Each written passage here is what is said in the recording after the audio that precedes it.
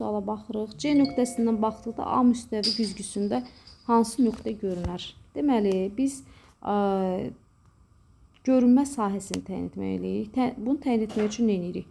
C-dən A-nın təpə nöqtəsinə və yəni belə deyim də, hər iki tərəfinə, A-nın hər iki tərəfinə işıq şüaları göndəririk. Birinci gəlin C-dən A nöqtəsinə bir işıq şüası göndərək. İşıq şüası düşdüyü bucaqda da qayıtmalıdır. Bunu necə təyin edirik? Yəni A nöqtəsində perpendikulyar çəkirsiniz. Baxırsınız ki, A nöqtəsindən C-yə qədər 2 bölgü var. Deməli, ən yaxşı yol budur, ən yaxşı rahat yol budur. Bunu çəkəndən sonra baxın C-dən A, yəni bu çəkdiyiniz xəttə qədər neçə nöqtə, neçə bölgü var? 1, 2. Eynən 1, 2 bölgüdə bu tərəfə qalxırsınız. Yəni işıq şüasını buradan qaytarırsınız. Deməli, bu işıq şüası qayıdacaq bu şəkildə. Sonra indi A təpəsinə, A-nın aşağı nöqtəsinə göndərirsiniz işıq şüasını. A-nın aşağı nöqtəsinə göndərəndən sonra yenə də qırıq-qırıq xətlə, bu qırıq-qırıq ayrı rənglə çəkək. Bu xətlə, bu belə, bir dəqiqə. Deməli, uşaqlar, harada qaldıq, davam eləyək. Demək, burada işıq dəstəsinin, indi gəldi, göndərdik işıq şüasını A-nın aşağı ucuna. Və burada yenə də baxırıq yenə məsafəyə. Gəlin, buradan baxaq. İndi bu nöqtədən, yəni bu çəkdiyimiz perpendikulyar qədər məsafə bu qədər. Deməli, həmin qədər məsafə ilə də qayıtmalıdır işıq şüası. Gəlin, qaydanı da çəkək. Qaydan da elə qayıtmalıdır ki, gəlib bax, buradan bura qədər məsafə ilə bərabərləşsinlər. Diqqətli olun, nəyə başa düşürsünüz, sizin də soruşarsınız. Baxın, belə düşdü və qayıtdı.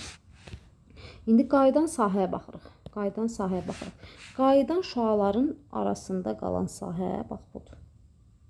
Bu sahədə hansı nöqtəni görür? Yalnız 3-ü görür. Deməli, 25-ci sualın cavabı olacaq D, yəni 3. Eyni prinsiplə digərlərini də belə bu şəkildə həll edirsiniz. 27-ci suala baxırıq. Deyir, AB cismini qabarıq güzgüyə yaxınlaşdırdıqda onun xəyalı. Deməli, cismin gəlin birinciyə qabarıq güzgüdə xəyalını quraq. İşıq şüası düşdü A-dan güzgünün üzərinə və düşdüyü bucaqda da qayıdacaq. Qayıtdı, deməli, qayıdan şüanı çəkirik belə, düşdüyü bucaqda qayıdır. Və qayıdan şüa və ya özü, ya da uzantısı F-dən keçməlidir. İkinci şüanı göndəririk qütb nöqtəsinə və düşdüyü bucaqda da qaytarırıq. Bu qaydası belədir bunun. Deməli, bu işıq şüalarının kəsişməsində qayıdan şüaların indi uzantılarını gəlin kəsişdirək. Şüaların uzantılarının kəsişdiyi yerdə cismin xəyalı alınacaq. A', B' xəyalı. İndi isə deyir ki, bizə qabarıq güzgüyə cismi yaxınlaşdıraq. Gəlin, biraz cismi yaxınlaşdıraq. Elə bil ki, cisim dursun burada. İndi gəlin, yenə də həmin şüaları göndərək. Düşdü, buradan düşdü işıq şüası. Yenə də düşdüyü bucaqda qayıdır. Yenə də düşdüyü bucaqda qayıdır. Sonra ikinci şüanı isə yenə də qütb nöqtəsinə göndəririk. Göndərdik. Düşdüyü yenə bucaq altında qayıtdı. Biraz elə bir ki, bucaq böyüdür. Qayıtma bucağı böyüdür. Düşmə bucağı da böyüdür. Qayıtma. Yenə də şüaları kəsişdiririk. Və kəsişməsində bir dəqiqə bu şüaların özləri deyil, uzantılarının kəsişməsində xəyal alınacaq. İndi şəkil çox qarışıq oldu. İndi mən çalışım onu bir də çəkim yenidən. Baxın, şəkil biraz qarışıq olduğu üçün bir daha çəkməliyəm. Kənarda da əgər alınmasa, görünməsə əgər, kənarda çəkərəm. Baxın, deməli, işıq şüasını göndərdik A təpəsindən güzgün üzərinə. Düşdüyü bucaq altına da qayıtdı və F-dən keçdi. Uzantısı F-dən keçdi. Bu belə. İkinci şüanı göndərirəm. İkinci şüanı bütün nöqtəsə göndərirəm. O da düşdüyü bucaq altına da qayıdır. Baxın, indi bu şüaların uzantılarını kəsişdirirəm. Uzantıları, bunun uzantısı budur. Cismin xəyalı alındı, burada. B', A' xəyalı alındı. Bu ölçüdədir xəyal. Bu kənarda bu nöqtəni burada qeyd edirəm. Bu belə bir B', A' xəyalını aldıq. İndi bu güzgüyə cismi yaxınlaşdıraq. Gəlin, qırmızını götürək. Bunu yaxınlaşdıran zaman yenə də işıq şüası göndəririk. Göndərdim. Belə. Bu yenə də uzantısı gəldi, F-dən keçməlidir bu heç. İndi ikinciyə qütb nöqtəsinə göndərirəm işıq dəstəsini. Biraz görürsünüz bucaq, düşdüyü bucaq böyüdü. Onda qayıtdığı bucağı da böyüyəcək. Bu şəkildə olacaq. İndi bu şuaları gəlin kəsişdirək. Bununla kəsişəndə burada görürsünüz xəyal indi bu nöqtədə alınacaq. Biraz cisim qabağa tərəf gələcək. Yəni B', A'. Cismi gələcək güzgüyə tərəf gələcək və həm də biraz böyümüş vəziyyət. Əvvəl belə idi cismin xəyalı buydu. İndi güzgüyə yaxınlaşdı və böyüdü. Ona görə də doğru cavab böyüyər və güzgüyə yaxınlaşar. 29-cu suala baxırıq. Deyir, ikinci güzgüdən qayıtma bucağını təyin edin. Gəlin birinci güzgüyə düşmə bucağını tapaq. Mütləq perpendikulyar çəkirik. 60 dərəcə bucaq altına düşür. 60 dərəcə ilə düşən işıq şüası elə 60 dərəcə ilə də qayıdacaq. Burada 60 dərəcə olacaq. İndi ikinci güzgüyə düşmə bucağını tapırıq. Bura 60 dərəcədirsə, onda bura nə qədərdir? Deməli 30 bura, bura 30, bura 60, bura 60, 120, 150, burada 30 dərəcə düşəcək. Onda bu bucaq 120 dərəcə olacaq. Çünki bura 30 dərəcə olanda, bax bu bucaq, onda 120 dərəcə. 120 dərəcə olacaqsa, biz perpendikulyar çəkək birinci. Və bura bir perpendikulyar çəkək. Bir dəqiqə.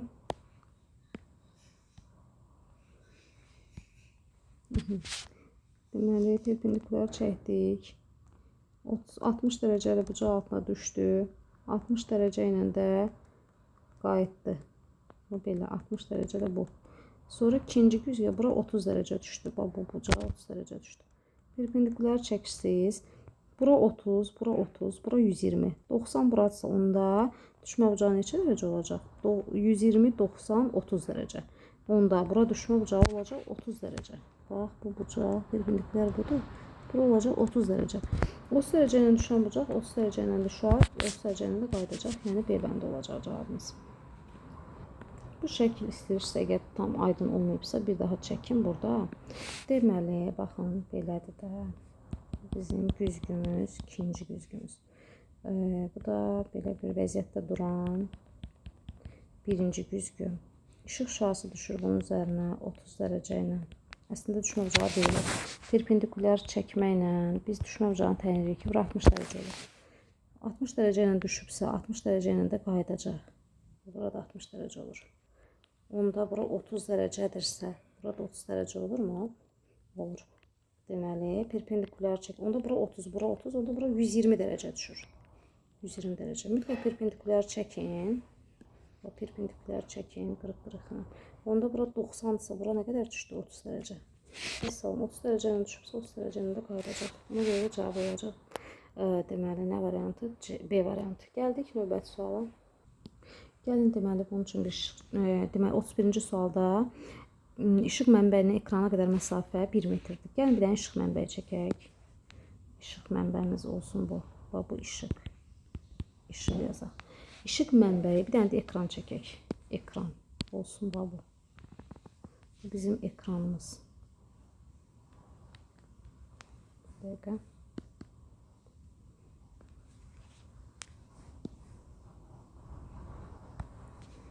Ekran olsun, bax bu.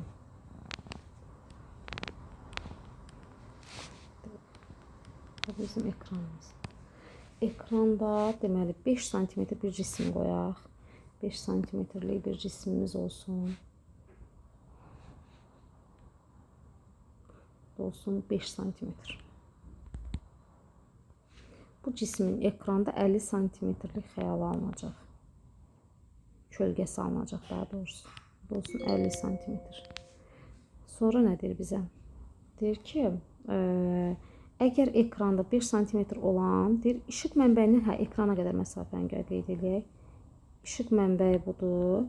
Bunun ekrana qədər məsafə 1 metrdir. Düz bax, buradan bura qədər. Bunu göylə göstərəcəm. Belə. Deməli, harada qaldıq? İşıq mənbəyindən ekrana qədər məsafəni bax, buradan bura qədər 1 metr qəbul edirik. Sonra